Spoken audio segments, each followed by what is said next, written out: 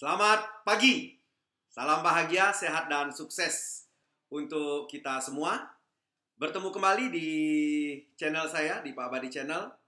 Dan hari ini saya ingin men-sharingkan tentang mengapa kita perlu menyampaikan, menginformasikan impian kita atau tujuan yang ingin kita capai di masa depan kepada orang-orang terdekat kita.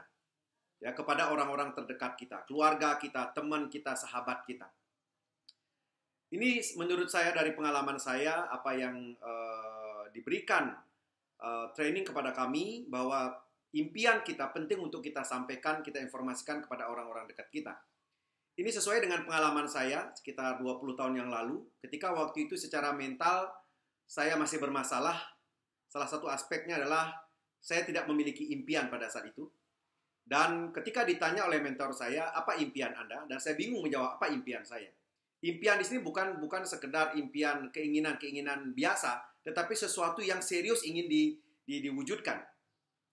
Dan setelah diskusi kemudian akhirnya saya memutuskan untuk menentukan impian saya, yaitu keliling Eropa pada saat itu. Itu sebenarnya sesuatu yang tidak masuk akal, ya, sesuatu yang tidak masuk akal. Nah, jadi itu yang saya putuskan. Nah, kemudian ketika ditanya oleh teman, sahabat, kerabat tentang gimana masa depan dan lain sebagainya, dan saya mulai menceritakan itu kepada teman saya, kepada teman-teman kerabat saya, bahwa saya katakan waktu itu tahun depan saya akan ke Eropa. Ya, sebenarnya waktu menyampaikan itu ada suatu keraguan awalnya. Oke, dan saya mulai cerita lagi kepada teman, kepada sahabat, kepada kerabat, dan lama-lama itu kemudian menjadi satu dorongan untuk saya. Ya, karena saya sudah menyampaikan kepada banyak orang bahwa tahun depan saya akan ke Eropa. Tahun depan saya akan ke Eropa. Oke, dan ternyata itu memberikan daya desak kepada saya, kepada diri saya, bahwa ini tidak main-main. Oke, dan saya mulai berpikir, ini kalau sampai tidak terwujud, saya jadi malu ini. Ya, saya jadi mungkin akan ditertawakan oleh orang-orang yang tahu tentang impian saya. Nah, saat itulah kemudian mulai muncul satu hasrat yang membara dalam diri saya bahwa ini harus terwujud.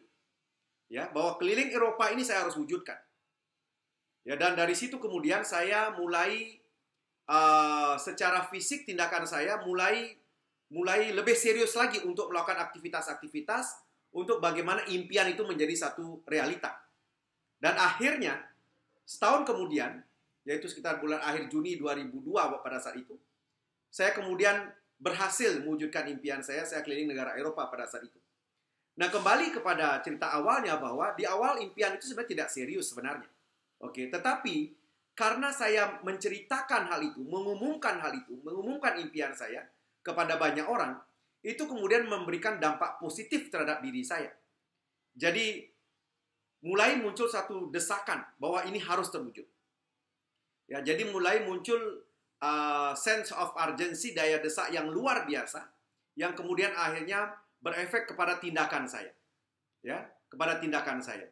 Dan dalam pikiran saya set dalam pikiran saya bahwa ini harus terwujud, Dan saya afirmasikan bahwa saya harus ke Eropa, saya berangkat ke Eropa, dan saya mulai mengimajinasikan pada saat itu, memvisualisasikan tentang Eropa. Dan yang saya ingat sekali waktu itu adalah Eropa dalam bayangan saya adalah salju. Ya, jadi bayangan saya tentang Eropa waktu itu adalah salju. Padahal waktu itu sebenarnya kalau kita lihat dari waktu keberangkatan, itu planningnya adalah Juni dan itu masih musim panas. Oke, dan memang di beberapa negara itu masih panas, seperti Italia waktu itu masih panas. Cuman bayangan saya waktu itu adalah Eropa salju. Dan sampai kemudian saya bawa ke mimpi saya, ya, ketika malam saya tidur, saya mimpi saya rebahan di salju. Sampai sebegitunya, karena ini begitu serius jadinya, Bapak Ibu dan teman-teman.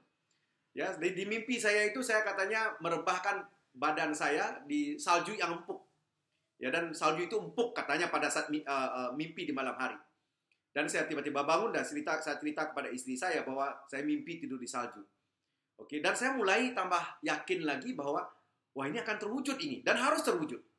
Dan ya, ketika mendarat di Amsterdam waktu itu, oke, dan kemudian keliling beberapa negara, saya belum lihat salju.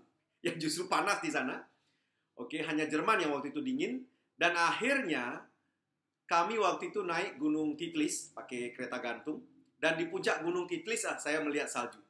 Itu pun sebenarnya waktu itu yang mengantar kami, guide yang mengantar kami mengatakan di puncak tidak ada salju yang basah, itu hanya ada salju kering. Oke, tapi oke lah. Dan kemudian ketika sampai di puncak, ternyata turun hujan salju waktu itu. Di pertengahan gunung sudah ada hujan salju turun, dan kemudian ada satu bangunan gitu ya, hangat di dalamnya, dan kemudian saya keluar dari bangunan itu, dan kemudian dingin, dan kemudian saya disitulah merasakan gimana impian saya menjadi satu kenyataan. Dan di situ ada salju yang empuk, dan saya lempar badan saya ke belakang, dan saya seperti mimpi saya. Oke, dan kembali ke cerita awal Bapak Ibu dan teman-teman, bahwa itu berawal dari ketika impian saya mulai ceritakan. Saya mulai sampaikan kepada teman, sahabat, kerabat saya, dan kemudian akhirnya itu menimbulkan daya desak yang sangat luar biasa kepada diri saya, yang membuat diri saya harus memutuskan, mengharuskan bahwa ini harus terwujud. Ini harus terjadi. Dan efeknya kepada tindakan saya, oke, kemudian juga kaitan juga dengan secara spiritual, keyakinan saya bahwa ini bisa. Dan akhirnya itu menjadi satu kenyataan. Oke, demikian juga pada beberapa impian-impiannya saya yang lain. Nah, jadi Bapak Ibu dan teman-teman, jadi bagi Bapak Ibu dan teman-teman yang punya impian, jadi mungkin ya menurut saya itu perlu disampaikan, jangan disimpan ya, sehingga ketika kita sampaikan kepada teman, sahabat, kerabat kita, itu akan menimbulkan daya desak pada diri kita, dan itu harus terwujud, itu harus terjadi. Ya, mudah-mudahan sharing saya hari ini bermanfaat ya, dan bisa diaplikasikan. Oke, dan sampai jumpa di video saya berikutnya. Terima kasih.